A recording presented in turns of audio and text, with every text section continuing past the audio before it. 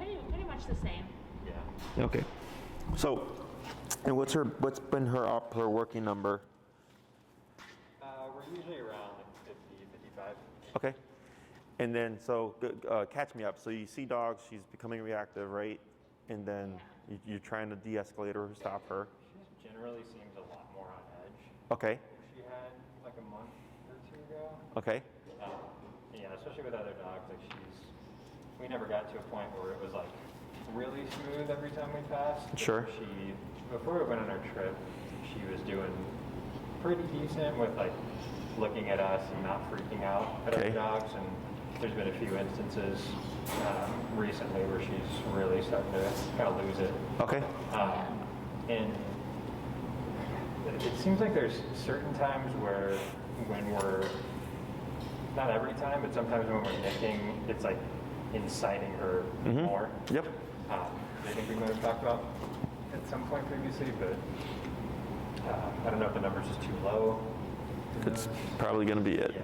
Hey, Enrique, when you did the session with them, what was your number? Don't remember. Because I think, you don't remember? Nothing. I think we bumped it up to 60 Uh-huh. because we had been around like 50 and it wasn't really working very well. And now you're at 60. Yeah, and then when we came back from Arizona, I don't think she had the e-collar on like at all for like 5 days, maybe a little bit, because we nicked her at like 50 and it was like back to like our first lesson where she was just like, Oh, sure. good. Okay. But I mean, she was totally fine with the other dogs off leash in the house and off leash like in the backyard with the neighbor's dogs. It's just the leash reactivity. The leash reactivity, yeah. And it's not uncommon.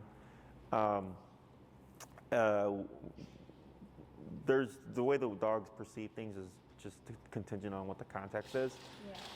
So I think I remember, because I remember you guys had the session with Enrique, and I think we had a session or a few sessions at Oz Park after that. And I thought I remember saying something about raising it to 70 or 80. Did we go up there? We've gone up that high when she, like in the moment, but we haven't like preventatively nicked her at that high. Okay. We could start. So I'm going to give you like a number of different options here. Yeah. Okay. And then what we can do is I can bring up my pit to see if she gives us anything. Okay. So one way to go about it is if I know 60 isn't working, then the next time I see a dog, I'm already preemptively at 70. Okay, let's say 70 in that moment doesn't work. The next dog I see, I'm already preemptively at 80. So each dog where I'm having a failed moment, I'm not even going to give it multiple tries. I'm just going 70, 80, 90. I'm going to escalate very quickly because I'm trying to get to that answer very fast. Okay. The other thing that you can do is, so like we wait for the dog to show up, we bump it, and we see what happens within the moment. Or, because the preferred approach is always doing something that's going to prevent the behavior from happening in the first place. That's the easiest approach, right? So like, if we go back to lesson 1, I can't remember how high we went, but everything was fresh in her head, everything was very strict, right? And it was pretty much smooth. Is it that whatever we did that first class prevented a bunch of stuff, right? That's the ideal way to always try to approach this. So then the other approach would be, if you've been operating at 60 and that's not been working, I go to 70, but instead of waiting for a dog at 70, I'm remoting for all the little things at 70. Okay, so I have another dog, they only did 3 classes with me. It was a very large dog. She actually, when I showed up to the first class, I showed up to the owner picking herself off the ground because the dog took her down and like blacked her eye and everything. And she was having a hard time, with the e-collar and consequence and stuff. But what we ultimately ended up doing was we jacked it to 100 because the dog, it was much better, but it was still having random moments. And I said, you're going to remote the dog on 100 for the tiniest little things. Getting ahead a little bit, forgot to sit, didn't sit fast enough, blah, blah, blah, blah. And that actually is what fixed the last remaining reactivity, is we just provided a harsh consequence for the tiniest of things, okay? Because the lady's like 70-something years old, and the dog's like 80 pounds. So I can't gamble, I can't be as nice about it as I would with like a smaller dog, right? Because I am not so worried about things like that happening. So that's another approach where you're not coming off as mean. You're not going to make Lake dislike you or, you know, love you any less or anything like that. Dogs don't think that way. It's just hard for the owner because since you're logical, you're like, do I really have to blast this dog on 100 just for like not sitting? And they go, yeah, you know, because then everything got fixed. Does that make sense? So dog logic and human logic is very different because you are logical and you're rational and you can like excuse things and you can like, think about all the stuff around it, right? Dogs don't do that.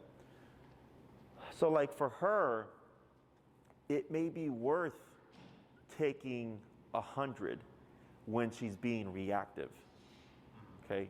It could be worth it. Even though you can stop it, you'll continue to see reactivity because she's like, sure, I'll take the 100 just so I can do this. So that's why we flipped it. And I said, all right, we're gonna do 100 for everything else that's not related to that and see what happens. So now the dog goes, crap, it's not worth even like messing up the tiniest bit now, okay? So, so you have the approach of when you see dogs passing, you're just preemptively bumping it each time until you find the number that just shuts her down, okay? 2, you go to 70, you start remoting for like little things, obedience related stuff, and go, does this fix the reactivity? If it doesn't, then I start going to 80 or 75, depending on how you see what I'm saying. You're slowly going up and then you go like, oh yeah, when we remote her at 85 for the tiniest things over here, we don't see the bigger stuff over here. That's another approach, okay? A final one for me is just like, I don't want to play games, I just go to 127. Okay, and the moment she does the tiniest thing, looking at a dog, whatever, 127. And I had one for sure. I think I had possibly 2 dogs. Yeah, I did. But one wasn't 127, I think he was like 90. So I have 2 pits, reactivity. And then the one of them, we were taking her time, and this dog was just going nuts, going ballistic. You can see it on the YouTube. Malachite's the dog's name. It might be a good video for you to watch.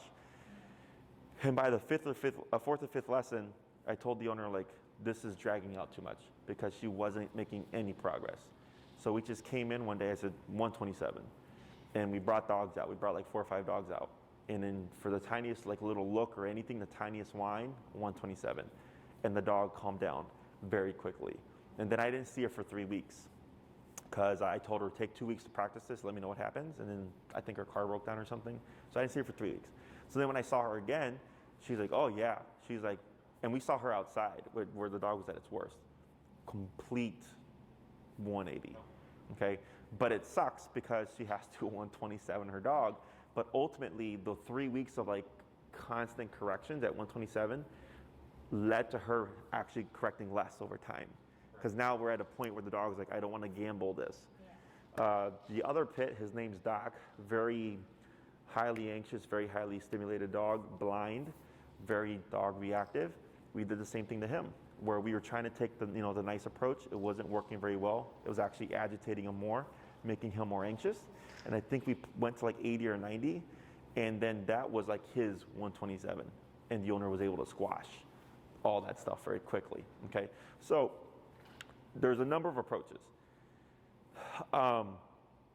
If you pick, for instance, we're gonna see what happens when we see a dog and just preempt and just bump it each time, stick to that, right? Don't try to say, oh, this didn't work today, we're gonna try this tomorrow, we're gonna try this tomorrow. You have to pick an approach and stick with it. And if you feel within 3 to 5 days, it's like this approach isn't working, then I go to a different approach. Does that make sense? Yeah. Okay. Questions about any of that stuff? Okay. I'm almost certain it's just too low. Okay. That's almost always the answer when I work with my clients' dogs with either behavior or obedience. It's almost always just too low in the collar. Okay.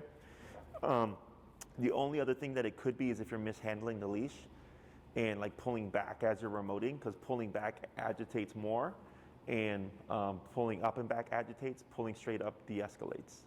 Okay, so even if you're pulling back, you could be at 127 pulling back on the dog, and they'll still be reactive, because the pulling back is counteracting the remote. Okay, because remote says don't be reactive, leash says be reactive. So now you have conflicting messages. Okay. So we're gonna start with a quick little just review. I'm gonna have you show me your healing stuff, your walking and all that, making sure all that's correct, and then I'll bring out Lex, and then we'll see what happens when we start to close the gap a bit, okay? Any questions? Alrighty, so you starting first, Amy? Yeah. Alrighty, and you said you're at 60? Yeah, so I'm at 60 now. Sure, so go ahead and just do your typical healing stuff. You're walking back and forth, and then I'm gonna just see how it looks.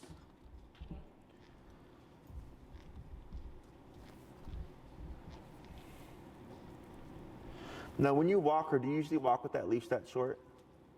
Not normally, unless, sometimes I'll have like it in my pockets if I'm cold, so it's probably like that. Okay.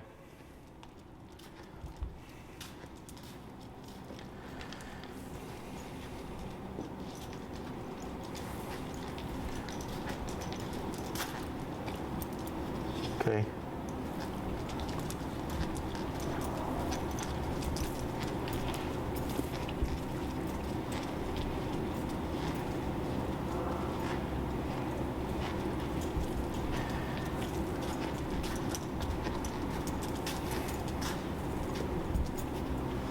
Okay. Now, when you walk with her outside, is she usually walking like this as well? No. No? Okay. Well, sometimes she is. Okay. Sometimes she'll sniff, she'll kind of, Okay. I think for me especially, she gets in front of me more than probably with you. Gotcha. All right, cool. So that gives me some more ideas. So I'm going to have you go ahead and walk down to the wall and then pivot back, okay?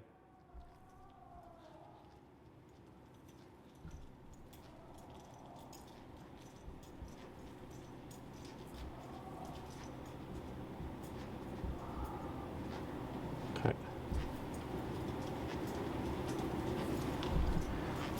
Go ahead and slow down to a stop. Okay, so, and with that bit of information, for sure you're gonna see reactivity, Yeah. okay?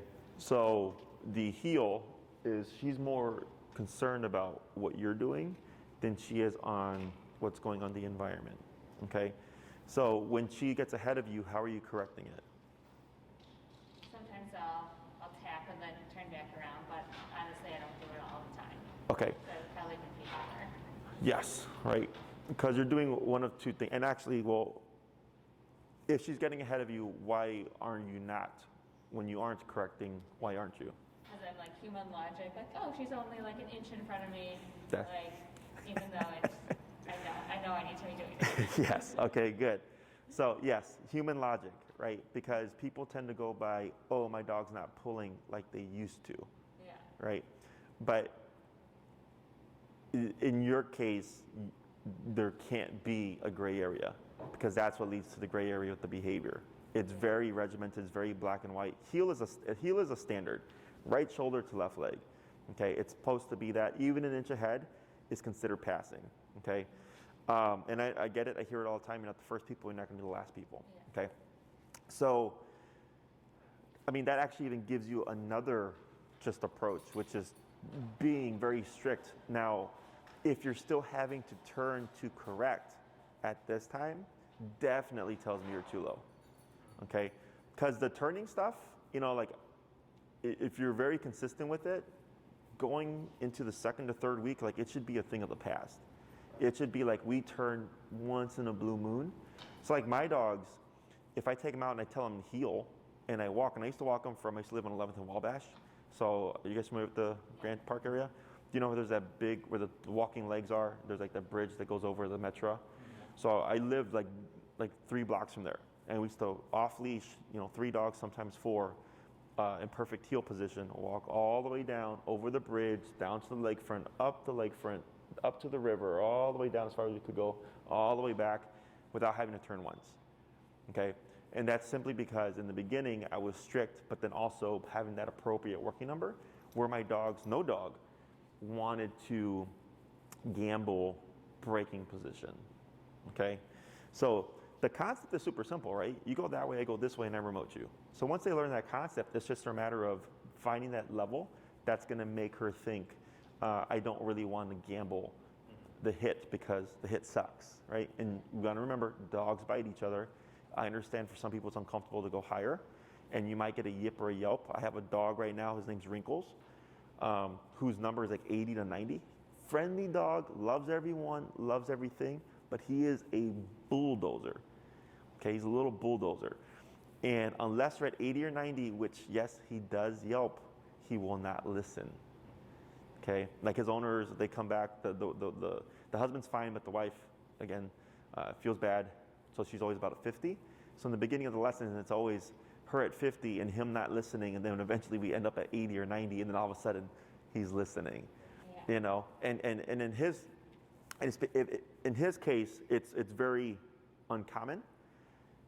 Typically, for that high, like most dogs won't, not that they won't vocalize, but usually the highest number won't be so high that they have to vocalize in order to listen.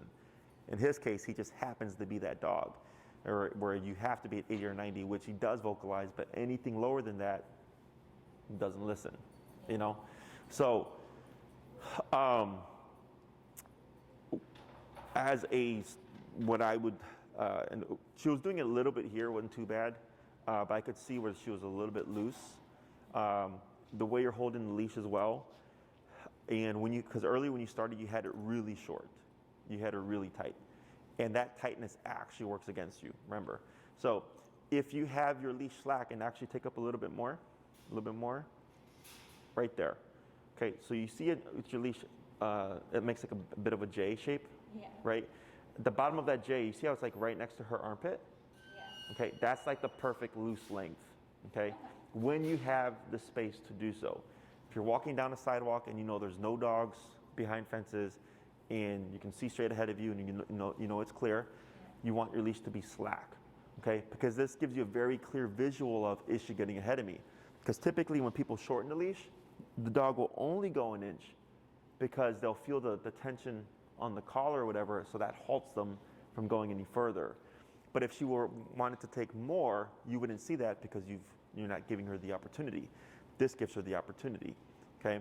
So I want as long as I have nice open space and not worried about dogs, if you see someone approaching with their dog, you step to the sidewalk and then you do the shorten approach like you had it earlier, short, not tight, okay? Then once that passes, everything's clear, I give slack back and then we go back to walking again, okay? And you might find just doing that actually fixes the reactivity stuff, okay? So it's not always just trying to address the problem directly. In this case now I'm finding out more where it's like, oh, some leniencies on the walk, not turning as much as we should, and then potentially, most likely, the number's too low, okay? Because once you hit, I guarantee you, once you go home, step out and think and say to yourself, I'm gonna do a quick little walk, okay?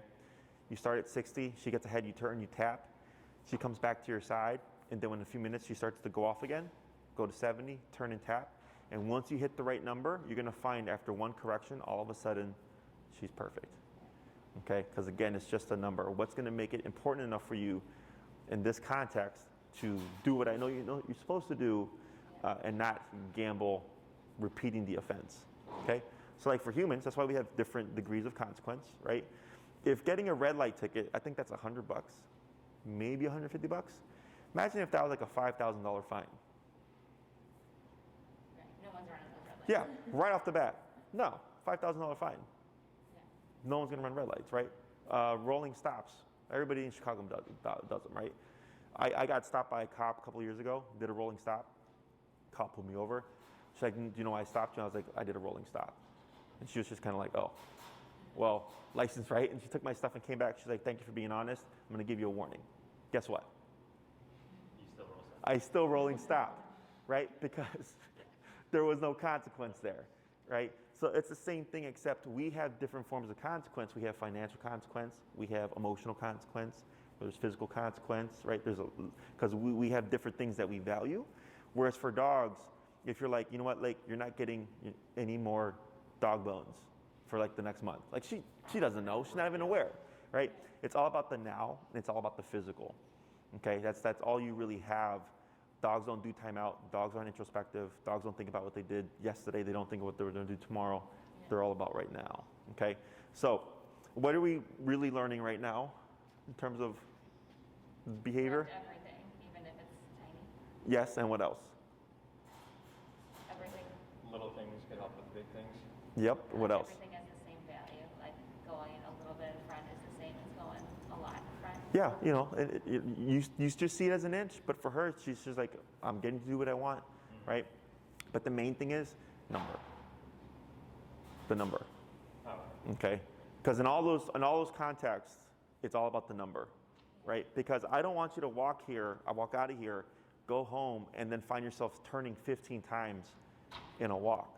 That tells me absolutely 100% that number is too low. It should literally be, if I do one correction and I go, wow, 85, and once I did 85, Lake was perfect for the next 45 minutes on the walk. The next time I go for a walk, why am I going to start at 60? Right. I'll start at 85. Because right off the bat, once we start that walk from step one, it's going to be perfect. Yeah. And I just keep it at that number. And next thing you know, it's going to be like, wow, we haven't had the correct Lake for leash walking or reactivity for months now, ever since we started 85, right? And you could dip down because she's made good progress, right? I would too. But then if all of a sudden I find her behavior within the day start to like regress even the tiniest bit, I go, yeah, for sure. 85 is that number, and we're not going to waver from it, because as soon as we try to give her that little bit of leniency, she starts to regress, okay? So I'm going to coach you through a couple of things here. Your turns look correct. Your crossover turn look good, but more assertive, more like this is what we're doing. And then when you're coming to your stop, there was a couple where she kind of passed like maybe half a foot and even like just turned to look at you. Is when you come to a stop, I want you to anticipate that motion and immediately 180 and tap to get her back to your side, okay? You're at 60 currently? Yeah. Or you said you've been operating at 69 or 59? We were at 59 to start out the session. Okay. Let's go and just jump at the 70 here.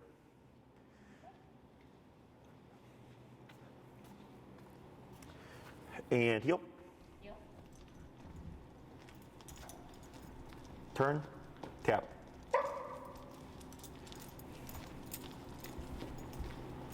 Now slow walk. Now slow turn. Then slow down to a stop. Good. So you see that now. She didn't go in front. She didn't go in front. But do you know the turns I'm talking about, or the stops I'm talking about, where she went just a tiny bit ahead and like that? Yeah. Right? And all you did was 2 taps on 70 right now. And all of a sudden, she's now more concerned about you and matching your movements, okay? We're gonna try it a few more times. Heel. Heel. Tap forward. Turn. Tap. It's okay. There she goes. Good. Now slow turn.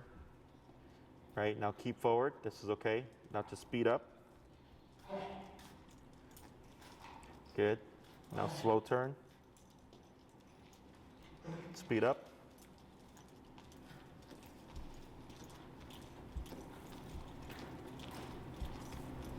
Go and slow turn. Good crossover, yep. Keep forward.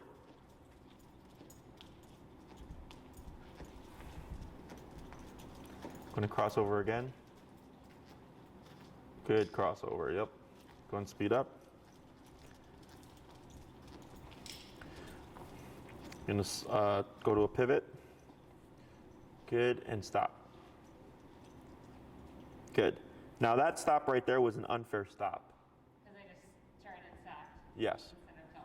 But hold on, hold right there. But what did she do? She stayed right there. She actually stopped right with you, right? So it was an unfair stop that I had you do intentionally, okay? Now technically, if I say stop, you should default to the slow to stop. But most people don't think of that. So I said stop because I figured you would just abruptly stop. Because I wanted to see how tuned in is she now. So now that you're operating at 70, and even though it was an abrupt stop, she still went, oh, right here, right next to you, right? So dogs are actually capable of doing unfair movements. And I do that to see how focused is the dog. That's the purpose of this. But realistically speaking, we wouldn't do that. You would have your slow down, your slow to turn, your slow to stop, your slow to pivot, all that stuff, okay? Now, we got a couple of yips, okay? So she could be between 60 to 70, and we are in my facility. The biggest difference is here and out there, okay? Is when you work with her, you can try 65 and essentially do the corrections like you were, right? Let's say she's yipping at 65, and then you go back down to 60, and she's doing good at 60, but then you're still getting reactivity. Just gonna have to suck it up and go like, all right, we tried to do it at a number where she's not being vocal, but we're still struggling with this behavior. Does that make sense? Let's go and swap handlers, and I'll have you also go down to 65. We'll see how she does with that.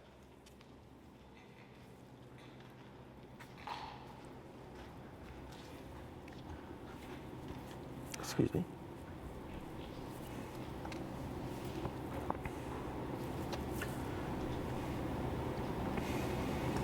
Yep. Go and turn. Tap, tap, tap. There you go. Keep forward. Good job.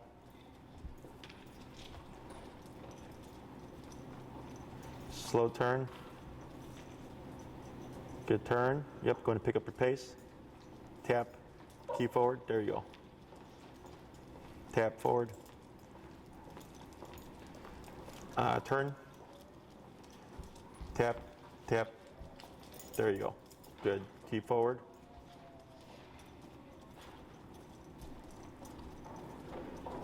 There you go. That's better. Crossover turn. Good crossover.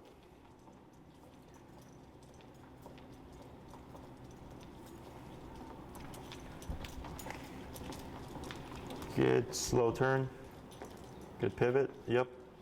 And then slow to a stop. Good. She's a little bit angled, but this is okay. Forward.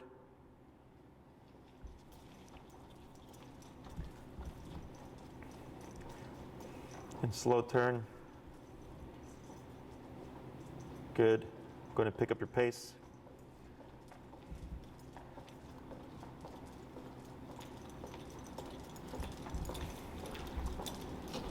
Good. Get ready for a turn. Good pivot. Stop. Turn. Tap. Tap. Tap. Slow turn. Good. Going to pick up pace. We're going to try that again. We're going to do an abrupt stop, and if she gets ahead of you like she did there, you're going to just immediately pivot and then tap. So go ahead and get ready for a turn. Good. And stop. Yep. So you could have got that. Okay. So we'll try it again. Heel forward. And we'll do it like midway so you have space to actually like move.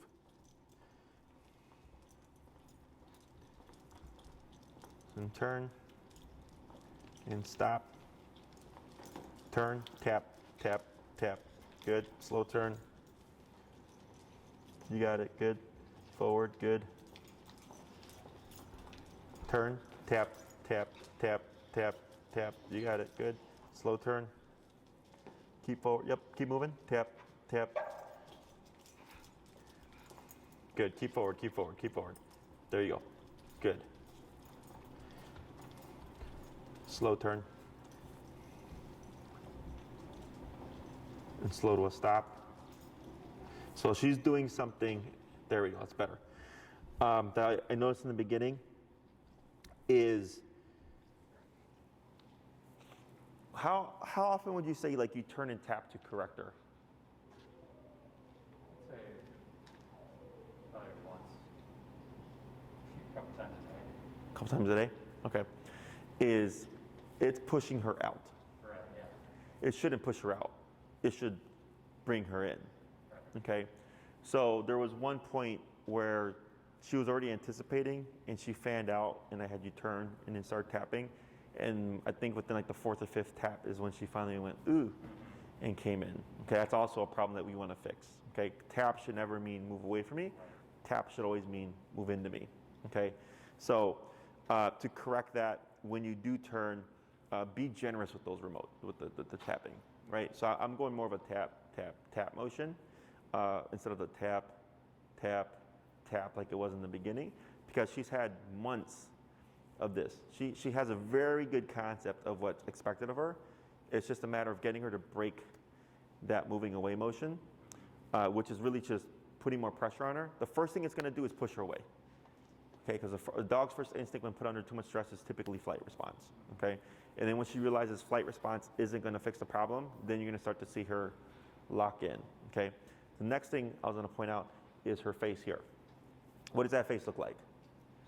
Relaxed and the tongue out's good. She is relaxed, but there's one thing there. Do you see that face?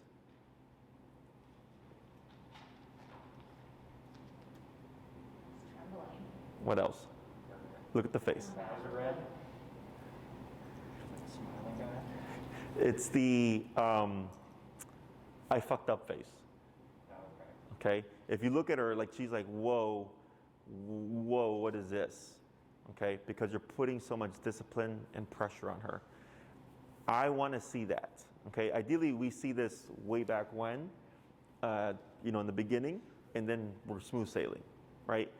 But now there's been a little bit of regression. Then now that we're putting more pressure on her, now she's like, whoa, like this is not what I don't like this, right? And it sucks to see, but that's ultimately what gets her into the mental state of like, I don't want to screw up, right? So like for me growing up, or like for kids, when you scold them, whatever, and you can always, to give you an example, I remember I was like at a jewel or something, and this kid was throwing a tantrum in the cart. Like he wanted something or other, right? And the dad just real calmly just said like, wait till we get home. And the kid all of a sudden just like, shut up. And you just saw on his face, he's like, I messed up. And he started crying, right? So, I mean, the kid was probably getting spanked or something, whatever. But all the dad said very calmly, like, just wait till we get home, right? And the kid knew like, shit, I screwed up right now, right? Is that kind of relationship. It sounds bad, but when you're dealing with reactivity or aggressive type responses, you need that in order for the dog to keep it suppressed. There is no real nice guy approach about this, other than doing the appropriate numbers and taking your time and stuff. But eventually it's like, okay, I just have to be like heavy-handed. I'm gonna be very generous with the consequence. That's what it is, okay? So we're gonna try a few more, and then I'm gonna bring out Lex to see how she does, okay?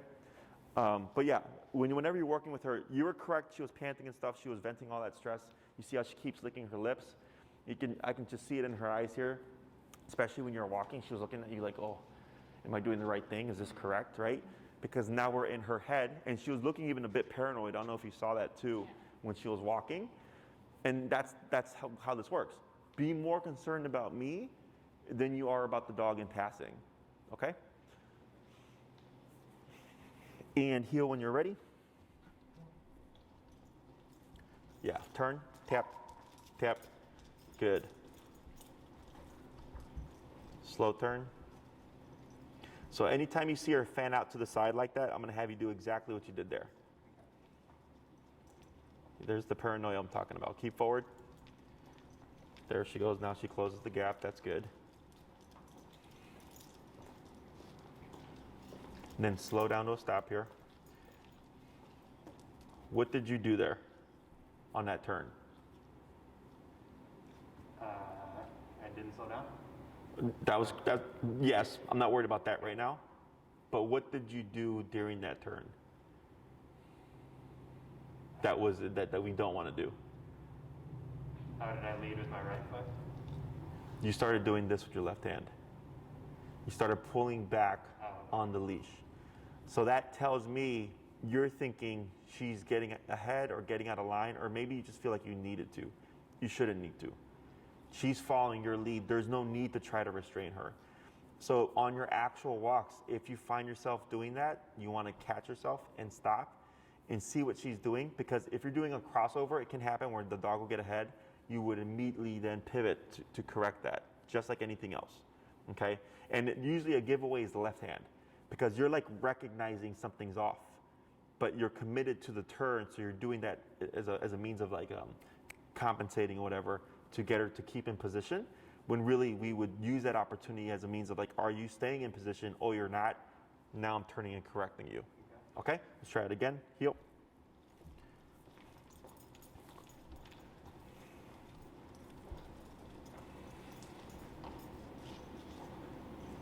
Yep, much better. Good. Yeah, so that's all the paranoia right there. There we go. Now she's starting to get it. Good pivot. Yep.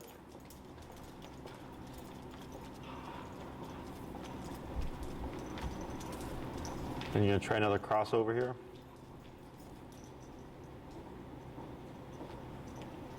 Good, and then you're gonna stop. Good. So the reason why these turns, because you didn't slow down on any of them, is the reason why she's getting them is because when we're in a training session, but you're putting her under more pressure. Okay, so that's why she's able to catch all these turns even though they're abrupt. Okay, so just keep that in mind. In the real world, we would still want to make sure we slow down and do all that other stuff. But in a session like this where I'm trying to force mistakes, I do it exactly like that. Okay? Questions on this? All right, let me go get Lex and I'll be right out. Okay?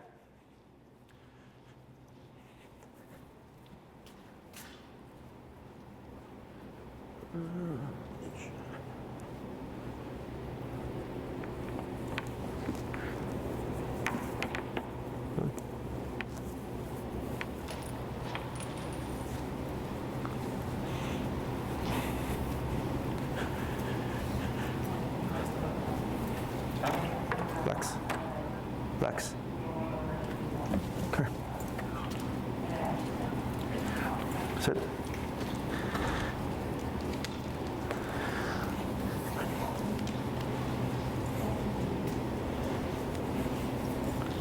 Did you guys meet Lex before? I don't think so, right? I think so, no. Yeah. This is my pit.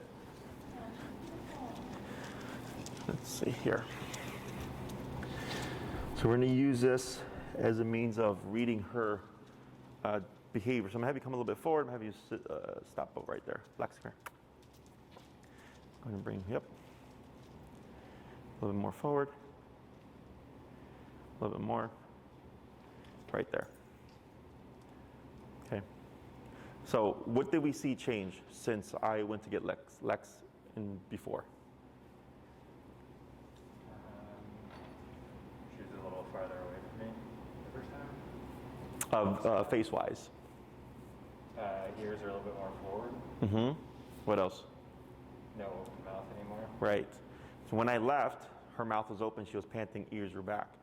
Now mouth is closed. Ears are a little bit more forward. Okay. And I feel like I see a little bit of shaking here. Right. So the presence of Lex has clearly caused her to become uncomfortable. Okay. Makes sense because that's why there's reactivity. Right. So here, even though we were in her head at 70 to 65-ish, in my facility, not realistic environment, you can still see how there's some level of discomfort, okay? So I take that information so that when you go into the neighborhood and you're doing your walks and stuff, you're just thinking to yourself like, well, Jesse's place, very controlled context with a calm dog, she was still unsettled. And we were working with her at 65 to 70. So what does that tell me? It'll probably be 75, 80 or so. Yeah, you're probably gonna have to be higher. Yep, you're gonna have to be higher because you're gonna have to compensate for that difference there, okay? So what I have you do here is go ahead and you're gonna shorten your leash. Did I ever show you how to hold the leash like the trainer hold? So let me have you go ahead and do the trainer hold. Like this one? So you're gonna sit, loop over your thumb and then take the leash in over your pointer finger. It's okay, take your time. Over the left pointer finger, and then you're gonna clamp it, okay? And you want it so that the leash is going around your pointer finger, and then on the inside. Like, yep, and then just clamp your hand like that, okay? So now, I'm gonna have you, go ahead and take a little bit of a step closer to Lake here, and you're gonna shorten a little bit more. Very good, okay? So, here, that secures your leash. Okay, did you see that? Did you see that movement? We're looking over this way. Yeah. Right, when I brought Lex in, she went like this, okay? It's avoidance behavior, okay? So, and I think, I thought I heard her breathing a little bit. Like a kind of breathing.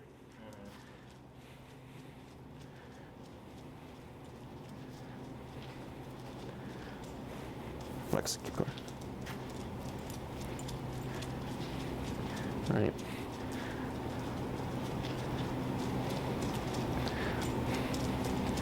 Now, who is she looking at? You. Why not Lex?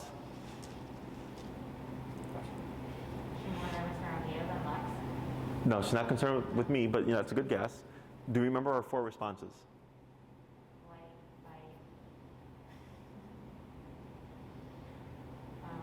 avoidance. I can't remember. Submission, acceptance. Yeah. She knows Lex is here, okay? She's looking at me because she knows she can't look at her because it would lead to a response, like a fight response or whatever, right? So it's like being on the train and seeing somebody you don't want to talk to. You don't look at them. You look at everything else but them. Yeah. Does that make sense? So Did she have like a completely different interaction with Lex? And not that we're doing this today, but if she was off leash, because she would have that option for a flight. I'm sorry. Like, so, because she's had like good interaction with dogs off leash. Mhm. So is it possible that she would be able to have like a fine interaction with Lex Sure, yeah. off leash? But this is just totally different because she's on leash right now. and Correct. Away her flight. Okay. Yeah, exactly. You took away her flight. Okay, so I have another client right now. I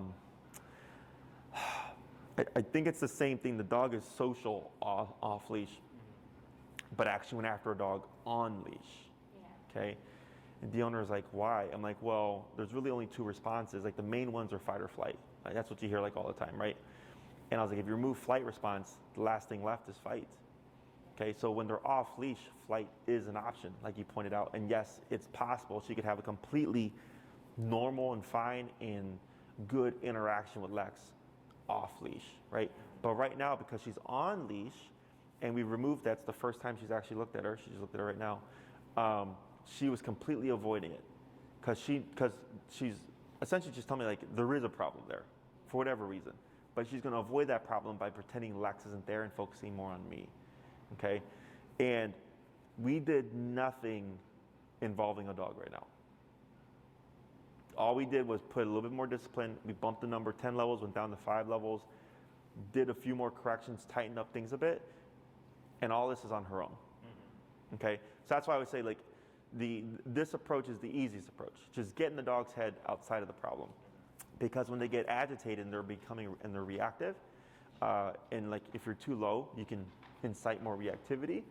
If you're too high or you're just at that breaking point, we risk the redirect, right? Because the dog's so frustrated.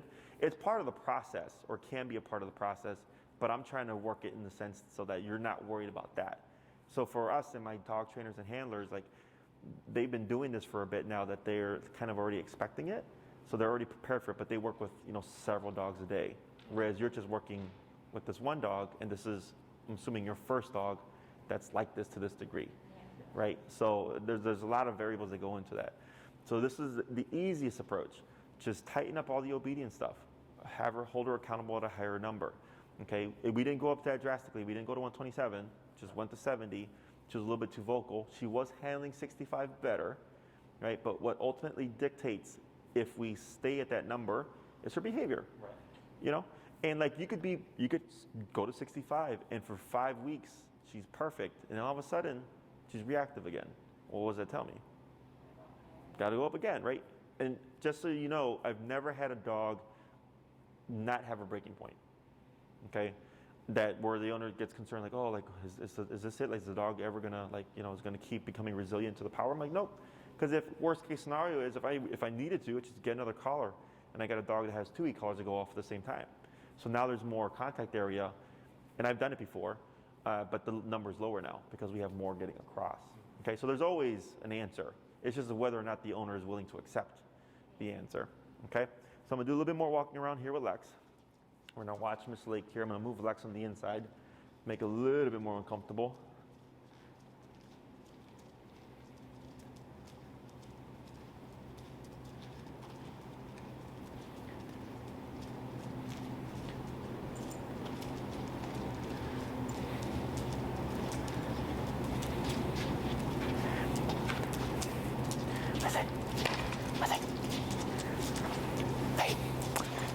Now increasing the energy.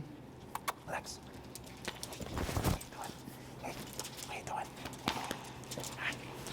Hey, how you doing? Hey, hey, hey, hey, hey.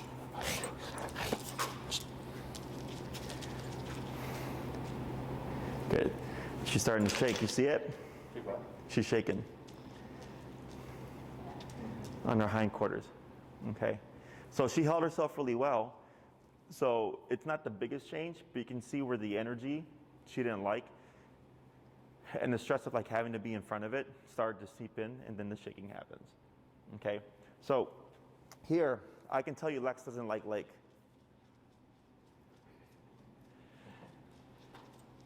Could you see that? When Lex was wagging her tail, that wasn't a happy wag.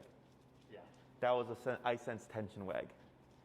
Okay, and there was even a point where she postured Lake. It was very brief.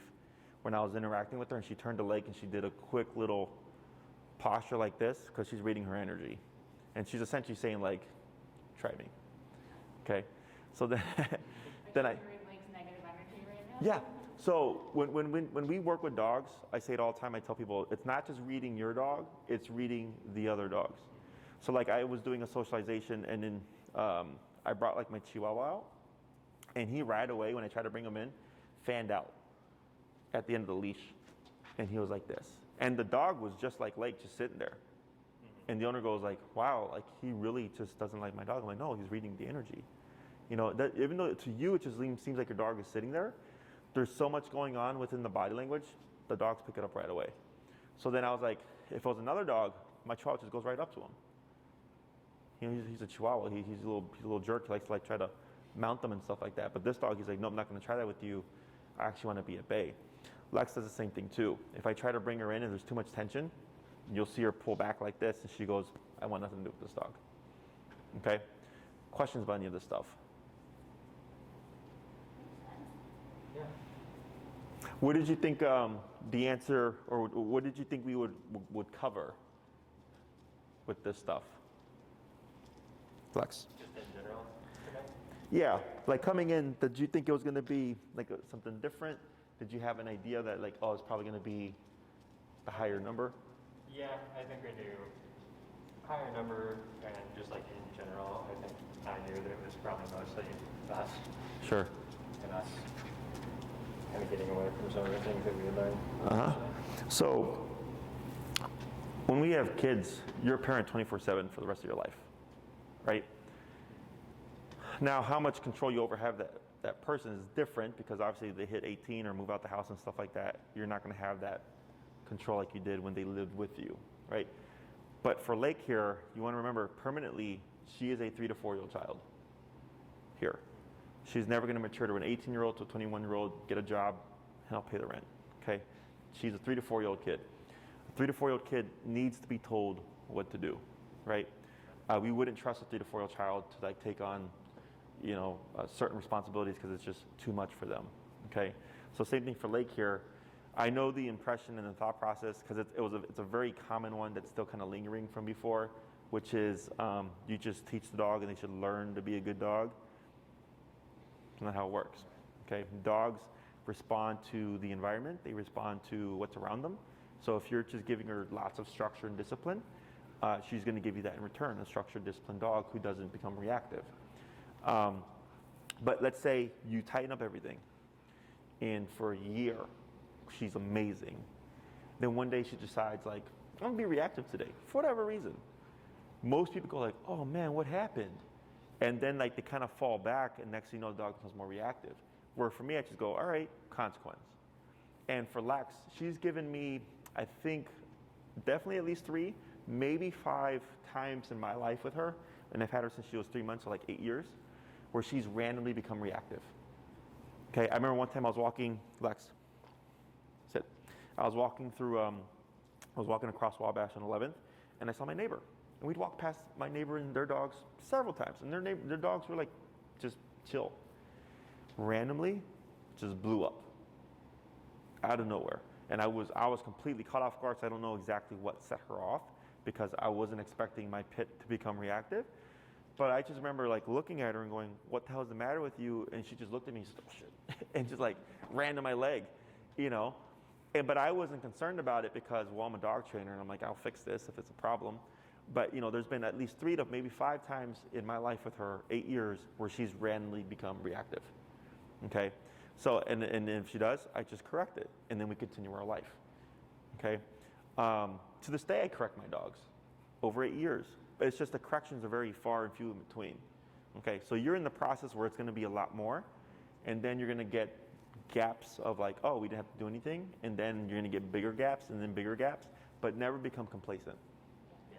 Okay, because that happens a lot, especially for you guys, because you had such a quick, like that first class to the second week, it was so like, wow, this is awesome, this is quick, this is easy, you know, that's not uncommon. When I get my owners that struggle and are going through all that process, you know, for them it really sticks of like, yeah, I can't because I had to go through all this. Does that make sense? So don't take any, you know, don't take it personally or anything like that. Super common. That's the one drawback to like having a dog that did have such a drastic change so quickly. But the good thing is, it's really just, you know what you need to do, play with that number a bit, and then we see what happens. Okay? So right now we only have her in the collar when she's outside. Yeah. So when she's in the house, she's not wearing it. But like the front of our window, or front of our apartment is like windows where she can see all out. Mm-hmm. And so she will get us sometimes a little bit aggressive on the couch, barking at other dogs that walk past. Mm-hmm. Should she have it on like in the house? I mean, right now I'm just yelling at her like no and down and get out of here. When she's doing that, but would it be better if she had the collar on like longer periods and making her she's getting aggressive at the What I'll do is I'll send you some videos. You can use what's called a bunker. It's just a rolled up towel, and you use hair bands or rubber bands to keep its shape. Yeah. And it's 3 videos that I'm going to send you: how to make one, how to use one, and a trainer actively using a bunker. The reason why I'm saying not to use the e-collar here is, remember, the e-collar is kind of like that cop on a collar that with it on she's going to be awesome. And Lex, really? Well, with it on she's going to be awesome, and then without it she's going to she's like humans, right? You're on the expressway, you speed when there's no cops. You see cops, all of a sudden you remember the speed limit, right?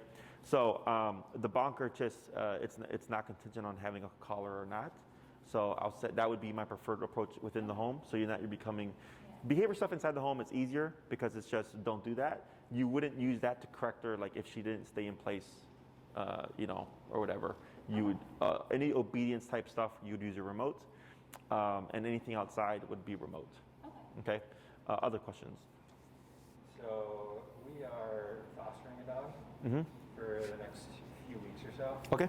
As of right now. Sure.